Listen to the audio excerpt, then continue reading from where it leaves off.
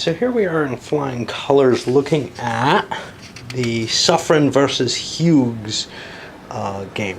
Now, what's a little weird here, the reinforcements table, what they say here is you can spend victory points to roll on this table. And if you don't roll on it, you're just banking the victory points. Now, I want to roll on it to get more ships, obviously. Only the English have points left. So I look at the reinforcements, and the reinforcements after Sadras include the Exeter, which is one of the ships from here, and it's in the Providien setup.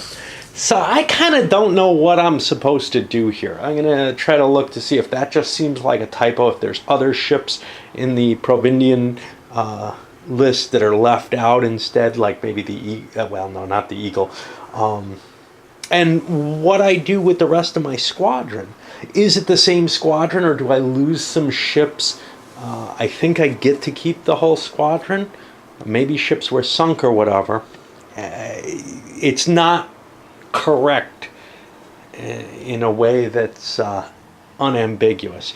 I think I'll look online and see if there's any words on it as well.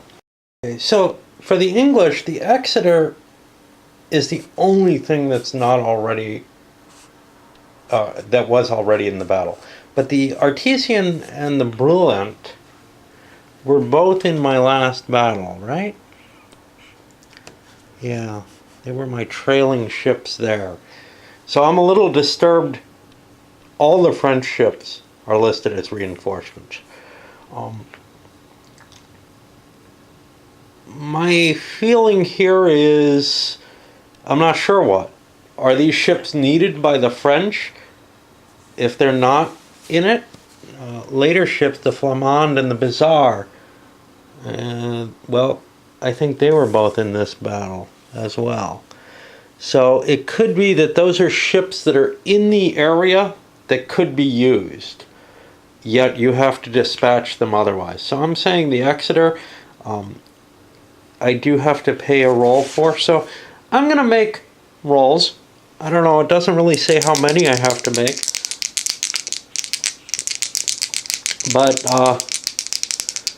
I'll make one. I've got 11 points, I think, left. That may actually supposed to be less because captured ships only count, if they're damaged, they only count half. So there should be 2 more points off due to the damage. That puts me down to 9. That was something I just found in a clarification, something in the rules I didn't really pay attention to. Okay, so my first gets me nothing. I'm assuming I don't have to predetermine how many points that I have to use, but I don't know. 2. 2 is going to get me 2 reinforcements. I'll take the Exeter, and I'll take another ship. I don't know what. I'll look to see what the other 2 are. I'll roll once more. This is a 3rd roll.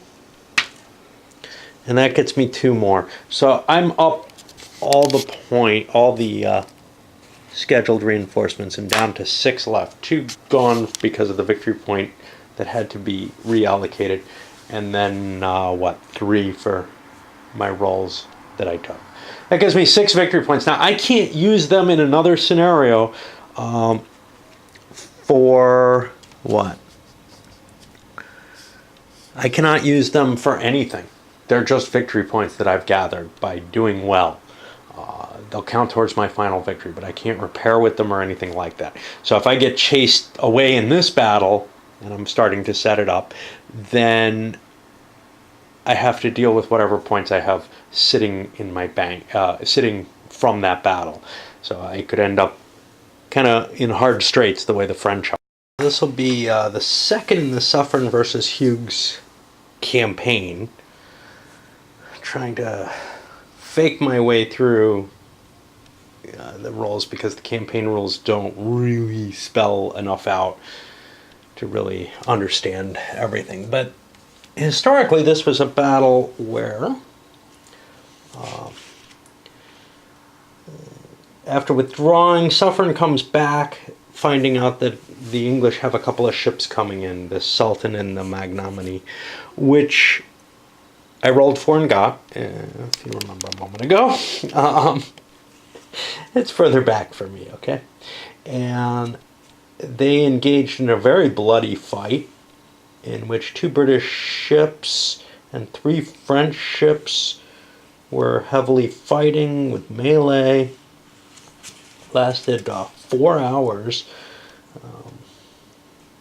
and that comes out to, they give it 30 turns to play out. To me, obviously Sadras doesn't look like it should have sunk any ships since almost everything's available. The French, though, in this are much, much weaker. Just because they didn't get their reinforcement rolls, which are ships that they had before. In addition, they've given 2 ships to the English, plus the English have gained 2 ships from the reinforcements. And then on top of all that, the French still have some damage left to their ships. They've also lost Suffern, whereas the English have gained another admiral and king. Suffern's a big loss. I've replaced him with a 6-3 leader so that I can remember the numbers. You're supposed to use the same leader, but lower his ratings by 1 or whatever. I couldn't find a French leader who qualified, who had the exact numbers. In fact, for the English ships, I couldn't find ones that were exact. I used the Stirling Castle here, which has the gunnery improvement of English ships. You'd also probably question whether these 2 should have carronades. I kind of wish I could have hunted down, but I think it's too late now because I've already written down their names, and I don't want to redo that. But I could have hunted down ships of another nationality that fit that color, the stats. But, well, I'll try to remember that those should not be carronade armed, because the heavy commitment of English carronades, they could have distributed them between the ships, but I doubt that'll happen. The Heros is actually quite a potent ship. About as good as anything the English have, and that's exactly matching the French ratings on it. So, yeah, it's actually bigger. Most of the English ships have this lower strength, the 11 damage capacity. In fact, I had to take a lower damage capacity on this, but the improved gunnery, when I looked at the number of guns is the same, so I'm just kind of thinking that that's probably indicating but more skill that the English gunners have. Not sure, though, if a prize crew, they might have to press gang some Indians into this crew or something. Who knows? Anyway, we'll just go with what we have. It seems good enough, and it looks like a hard fight.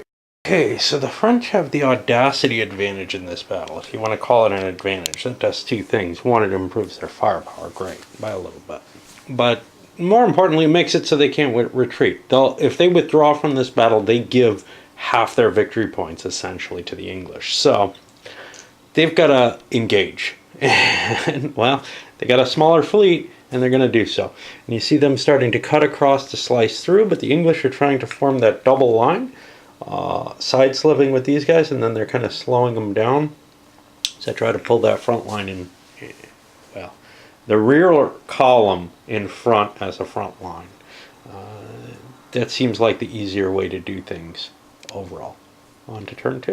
Well, we're closing fast as we move to turn 3. Flipping into turn 4 here. The French take some rigging hits as the English open up on them in order to, well, it's at a longer range than I usually like to open up with English, but, you know, honestly, I want to slow these ships down as quickly as possible, take away some of their mobility, because I've got the numbers. I can close in and hammer them. I don't mind if they get a good first shot on me at my hull if they so desire. And they, of course, held fire because they still had their full sails up. Into turn 5 here. Here's the positioning. We got the kind of double line action going on. I may even try to pull a third line up. Oops, I haven't moved these guys yet. They're not firing. They're just I just forgot to slide them up. So we've had a little exchange of fire here. For the most part, nothing too exciting. Uh-oh, somebody got on fire. Remember that. A few rigging hits on the French there that are kind of weird. The English took most of their hits on this lead ship that's on fire. Let's see what happens to that. Since I'm here anyway.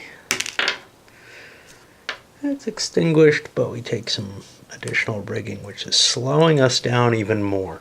Now this is kind of a problem because my lead ship is slowing down. I may want to try to pull that out, but the problem is that's the commander of this column, and that just causes some significant problems. Now he could run along the side of the column and kind of try to dance back in or something, but it's a tough job. We're doing long range fire mainly here, as you can see, and the French are trying to slide into place. Their hope was kind of to get ahead a little bit so they could cut the T of that whole thing and just slice through it, but they weren't enough ahead, and if they sliced through, it would slice through them, and that would turn into a chaos ball of mess.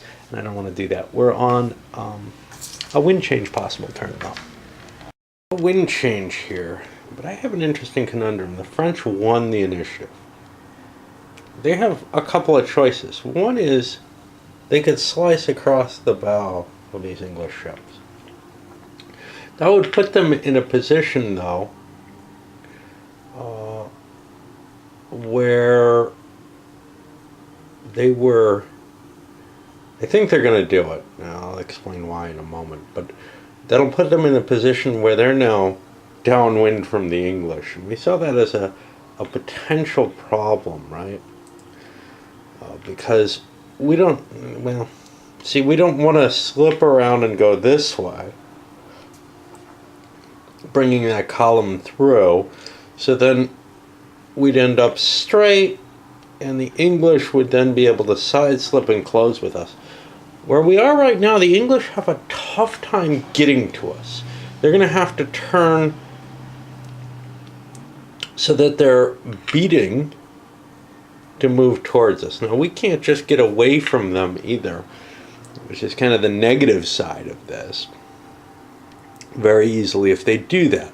But if they do, well, then we get our slice through, and we can see what happens after that.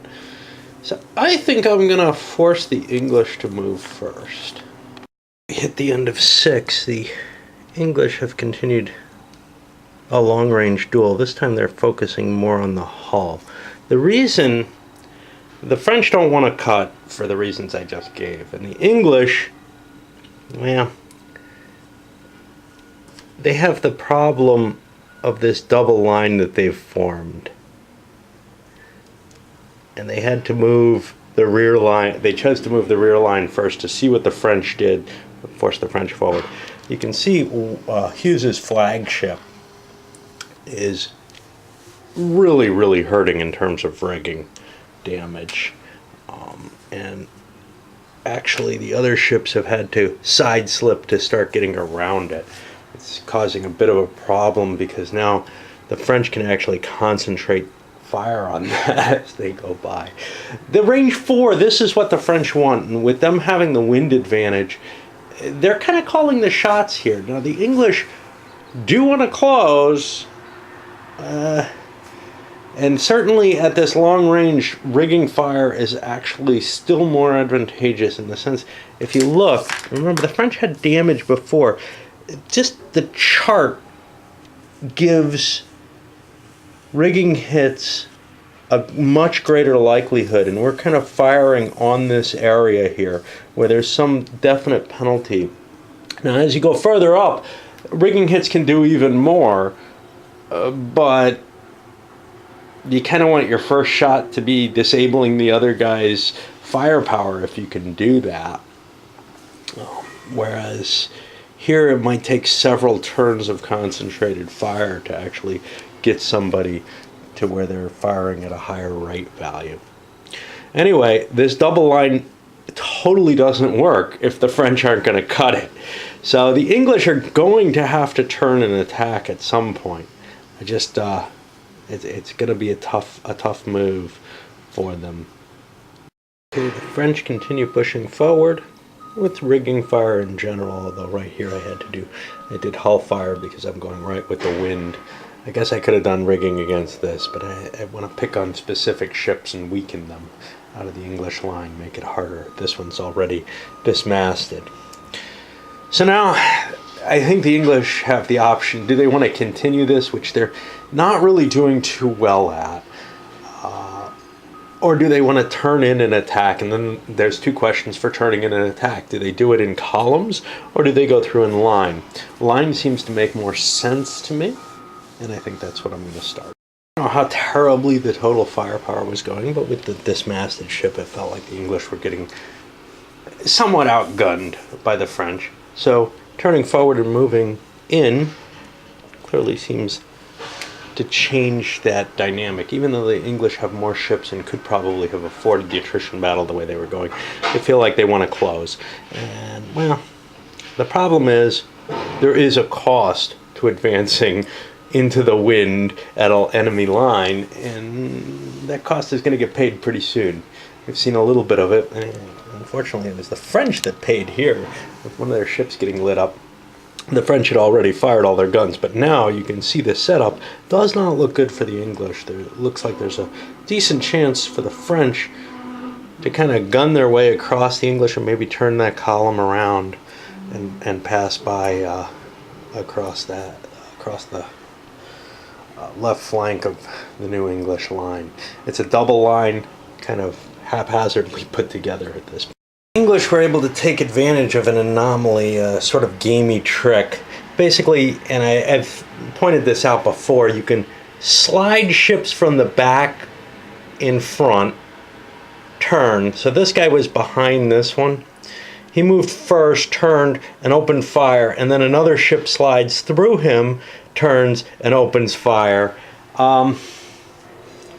Yes, there were probably firing opportunities that are blocked by the final position that would have been available, but it does seem a little weird to have the ships turning, first to the rearward and firing through where other ships are going to be moving. Just a disturbance that kind of like a pulsed SFB type system avoids. Of course, that would be an added overhead that's kind of annoying, but it takes away a lot of the thought. So one of the problems that I have with this design is that you sit back and you think about, oh, how can I optimize my move? When it's not really reflective of a reality at any given point. At any point where you freeze to fire, it's not really something that exists. So you've got this added burden of trying to figure out the geometry of these optimal moves that probably aren't obvious simply because they can't possibly actually exist. Anyway, the English have managed to get tremendous firepower. You see a couple of ships that didn't fire into the French line. The French fired at the oncoming bows, but they didn't do that much. Bow rakes aren't terribly effective. Now, the French get to move, and the only English ship which hasn't moved is this dismasted one under Hughes. Basically, the main thing that happens when that moves is I make an attempt to get Hughes on another ship because he's allowed to leave it since it's dismasted. All right, well, the French get to move, and they'll get some fire here. I probably want to turn fairly soon rather than closing the range anymore. French approach, they're able to pound the Worcester and just turn it into a flaming damaged ship. Not a Hulk exactly yet, it's still pretty functional. And, well, I'll be removing these, but I have some fire checks to make. And you can see the French are kind of beginning a turn in front of the English line. I don't think that's a terribly good strategy. What they may need to do is simply all turn to port and try to cut through the English line, get double broadsides going through that line if they get the first move. This is very powerful, though. With all this density, they're going to have trouble finding their way through the line without a collision, which they can't, of course, do. And then they're just not allowed. It's not like it's a bad idea. And then the English will still get fire coming in at the bows and fire going out at the aft. But this looks pretty bad for the French otherwise. And of course, they were so heavily outnumbered. If you look at the casualty damage, well, it looks pretty bad for the French here. But the truth is they came in with damage. I think they've taken more hull hits than they've given, but they've given more rigging hits than they've taken. This English being able to close, though, and use their carronades has been very helpful. All right. I did forget to mention, though, Hughes managed his transfer over here onto the Burford. It gives him somewhat more ease. We moved the turn marker forward. There were 3 ships on fire. They all got put out. We're in beginning of turning. The English open up the turn, kind of threading their way, turning into the wind a little bit, sailing and then cutting forward and weaving themselves into that French formation and just pummeling it. You can see the amount of wrecked French ships there are now, how effective that tactic was. Now the French got to fire. They're going to get to slide by, though, so this might get a pass by on the port side here and be able to unload. Actually, this doesn't have any ammo. It's this one. Might be able to pass by on, really on either side. It's going to be able to pass by and get a point-blank fire. It probably wants to pass by on the port side so that it can fire its starboard guns, which haven't fired yet, and then it can fire its port guns at this next ship. But if it gets on the wrong side, well, it might as well try to make some sawdust out of that side of the ship that it's close to. All the English ships moved together as one formation, including our dismasted one. It was easier to run it all as one formation the way I was setting, just because, you know, you can time things better in terms of that, hey, sail the rear ship behind and this, that, and the other. And it's also easier to remember. So, you know, bonuses on all fronts with that. Well, the French have been trying to push their way through the English line and get dual broadsides with rakes and this, that, and the other. Pretty much some of what the English were doing. Unfortunately, with all these damaged ships, that's not going terribly well. And we got ships like this kind of off. These guys are going to be out of command, perhaps. We'll see what the command line is going to be like, because right now there's only 3 ships facing the same way, and these other guys are going to be facing different ways. So the French command is falling apart at this point. However, this ship right here, oh, did I screw up? Yeah, this guy can make his turn as well. I forgot about him. I did the fire and then forgot about making the final turn because I didn't have a marker with a 0 on it. This guy's got a problem, though. He can't avoid a collision. He simply cannot. I'm trying to look, and there's no way to do so. That means we've got a possibility of a collision. The 2 ships remain where they are. I'm going to say he can't make a turn to try to avoid a collision. He doesn't have enough movement points to clear any of this. These ships here. He has like a -3 sails modifier, which means he's only got 2 movement points. That's not going to get him anywhere in the clear. Any turn that he makes right now will cost him a movement point. Side slip will get him down to here. So this is the point where his collision situation starts. I'm going to say he can only collide with 1 ship, since that's a possibility. So we worry about whether or not there is one. Neither has a commander. Ships are rate 4, but I don't know what the rate of this is. The Annibal is a 3. So we've got 3 and 4, that's +2. 1's damaged, that brings it to +3. And movement points that he can't expend, that sounds like 2, +4, +5. So on a 5 or higher, we're going to be felled. And we are. And I'm going to find one of these counters. There's one. I don't think I've succeeded in having one before. So now they're fouled, and there could be a grappling opportunity. I think next turn. I gotta look that up. But anyway, I'll continue moving these guys who are going to try the pass by action. The French decided to and succeeded in grappling these two ships. Now this is, Jesus, I can't read.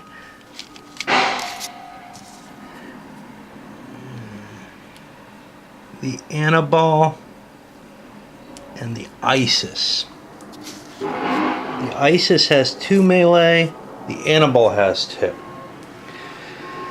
The Isis figures they might as well attack because they have the initiative, they get that option, and there's a slight advantage to attacking at 1-to-1 odds. Basically, each side is going to get a number of dice equal to their odds value, which is 1 die. If the attacker rolls more dice, more value, a higher roll, he succeeds in capturing the ship.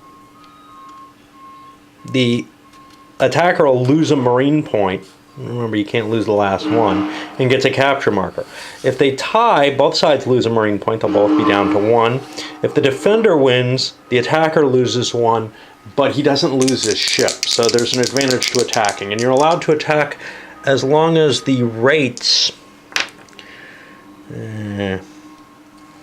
are within 2. And the Isis is a 4, the Annibal's a 3. The reason there is being the higher deck gives a tremendous advantage to the larger ships. Okay, so we're going to be rolling just straight even and see who gets the better roll. There's no modifiers here. And the French get the higher roll, so the Annibal, or the Isis, is down to a 1. Now, the problem with the way this is I think the Isis, as long as the Brits get the initiative, will be able to withstand by launching the attacks every turn. Of course, whoever gets the initiative has that opportunity, so whatever. Anyway, we've got a melee. This is the first time I've ever seen one in the game. It's kind of cool to see. Nothing much happening there, though. I got a lot of counters to remove, and there, I think, are a couple of fires hidden under there. We'll see. And that's the end of the line for turn 8. Nothing exciting except the Ajax went under. That would promulgate a break check, but with the Fleet Admiral... Oh, the Fleet Admiral's not dead. I'm sorry, that's negative. So actually there is a chance there. It's -1, so a 0 or a 1. The French are going to have to pull out of here. Now remember, I'm modding the game a little bit by saying, hey, even in the campaign you have to break, but then we handle the pursuit. Yeah, the French are going to have to break. I'll play out the pursuit again this time, but you know what? After we score this, I have a very strong suspicion that I'm going to be calling the campaign because the French just can't keep operating. They're losing too many ships compared to what the English are losing. There's a good chance that this is going to surrender. There's also going to be some significant firing still going on in this withdrawal phase. Grab the initiative again, and they kind of turn, slicing up more of the French ships, getting some heavy rigging damage on this one. This one was in pretty good shape until now. The hero here has thrown some grapples and is also in this melee now. The French might add their own to this, all becoming sort of a complicated mess over there. I'm not sure how it's going to come out, but to tell you the truth, grappling may be the only way the French have of getting through this this mess right now. So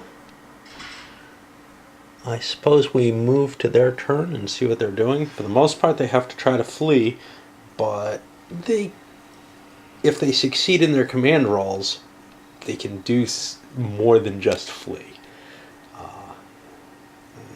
Kind of faking it here, but they need to do that to fire. But if they have to do a pass by anyway, and there's nothing that prevents this ship from doing so, it can try to grapple into the rest of this mess that's tied up there. Ground playing attempts were kind of weird here. This one was in a position where they had to collide. They made a roll, they failed. So now they're just stuck there, unable to move, essentially. And this guy tried to grapple into here by backing sails. He wasn't able to do it, so now the English have the advantage on the grappling. Let's see how that goes, along with any possible color striking or what. And the French ship was captured. In addition, 3 more ships sunk. We've got almost nothing left. The captain was able to actually transfer. I didn't make an appropriate check on his during his movement, but he would have been able to. I made the successful roll there. We got more damaged ships here. What's this? This is the Voyager, Avenger, or whatever up here, which is damaged. This guy's in a lot of trouble. This is probably going to escape, but we're looking at, 1, maybe 2 ships escape. This is a complete disaster for the French. Well, we had a wind change. I moved it up here because it's easier to see. The large body of the English fleet went down chasing the Avenger, and they pretty much finished it off. It's sunk now. It looks like it might just be that the Flamard gets away. This one probably will not. And disengagement from the grappling in one case, but in another couldn't get successfully out. A couple of these ships coming around. The real question, of course, is will the English be able to get a commander into play here? They have a commander up here whom I could probably transfer to a better ship. And then another one here, but nobody down with these ships, which is what's going to be needed to chase this. Now the other problem, of course, is the wind's coming this way. Now this guy's beating, but the English have to figure out pretty much a way to get around that. They're downwind of that ship, but he wants to get away from the English, so it becomes kind of this tricky little situation where as long as he's sailing up this way, well, the English could actually get some speed by curving around. And there's something almost similar to the gravity wells in Triplanetary in this, because you judge your speed at the moment that you start your movement. And yes, facing directly into the wind costs you 2, but if you put full sails up and stuff like that, you can get a lot of momentum going and then go sailing into the wind, which is not that unreasonable, actually. It's kind of how tacking works, right? Otherwise, you couldn't cut through the wind at all if you couldn't get some momentum going. So it's kind of a weird thing. I don't know how much it works on this scale, but you can't cut right through the wind doing that. But you can cut rather close to it with a lot of movement in that direction and kind of game the system in that way. Yeah, whatever. But yeah, almost the entirety of the French fleet is gone at this point. They're down to 2 ships. The truth, I just don't see a point to fighting the rest of this out. I mean, we do pursuits. This is going to fall. We know that. This is probably going to get away, but I can't be sure either way. And I look at the rest of the campaign, and yes, the French have more ships coming, but not enough to make up for this. Illustre Saint-Michel, Consulat. We haven't gotten to Negapatin. This was Providien. And we've got 3 more scenarios.